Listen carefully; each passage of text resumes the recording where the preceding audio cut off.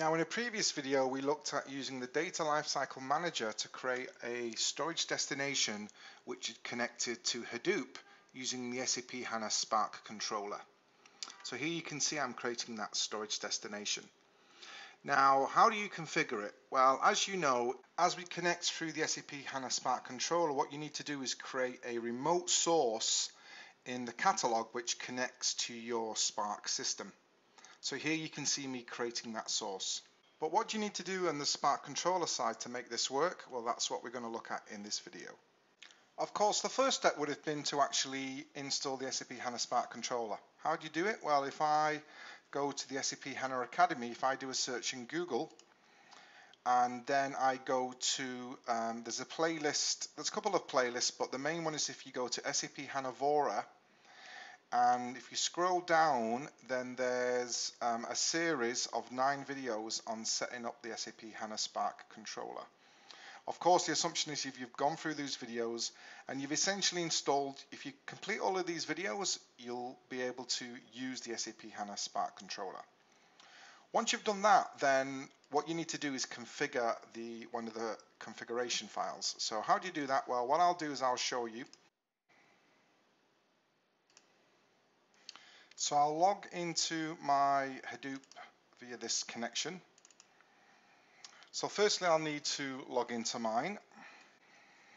Okay, so if you followed those videos, what you'll see if I do a clear is that you would have had to have created a user called HANA ES. So what I'm going to do is I'm going to log in as that HANA ES by doing a sudo su, and then I'll do a su-HANA ES. Now, what do you need to do? Well, it's very, very simple. By default, what happens is a parameter gets placed into the configuration file called HANA site ES. Where is that file? Well, if I go and do a cd usr SAP Spark controller /conf, and I open up that file, I'll actually just do an ls. You'll see that we've got a series of configuration files there. And what I'll do is I'll open up one of those files, and I'll do that by using vi, and I'll put HANA site XML. So the SAP HANA Spark controller actually performs 3 different roles. If you've watched those videos, you'll see that the first role could be connecting to the Hive Metastore. So that's what we set up in the first 7 videos of that series. When you follow those videos, then you'll need to do no additional configuration, and then you'll be able to connect from SAP HANA to Hive and read the tables which are in Hive. The second role it performs, of course, is to connect to SAP HANA Vora. And of course, again, if you follow the last 2 videos in that series, so that's videos 8 and 9, what you need to do is you need to include the hosts of Vora, so the Vora hosts and your Zookeeper nodes within this HANA ES site.xml file. So there's a third property, of course, which is to connect to DLM. And essentially, there's one configuration value that you have to change. So where is that configuration value? Well, if I scroll down, and if I do a Control F to go to the next page of this file, if I do a Control B to go to the top, what you'll see here is there's a property which is the SAP HANA ES warehouse directory. Now, actually, all you actually need to do is uncomment these lines. You can see at the moment they're commented out. All you would actually have to do is uncomment these lines when you're using DLM. So what essentially happens is the tables are then stored in this internal store in HDFS.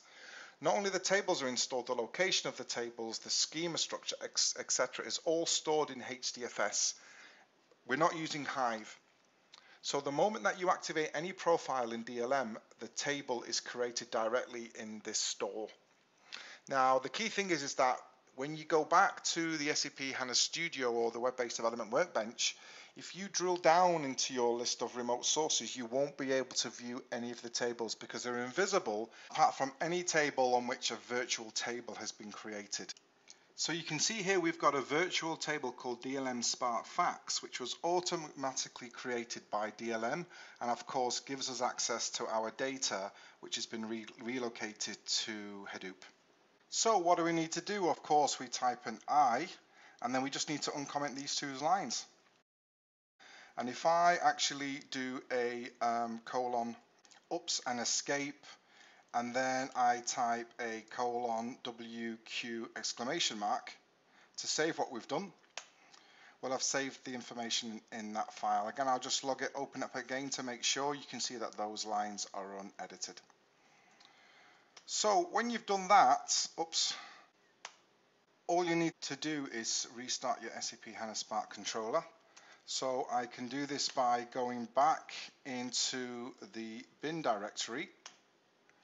If I do an ls, you can see you've got the HANA Spark controller. And if now I do a // HANA ES space restart, it's going to restart the SAP HANA Spark controller. And that's all you have to do. Then you'll be able to use DLM. So I hope you enjoyed that short video which showed you how to set up the SAP HANA Spark controller.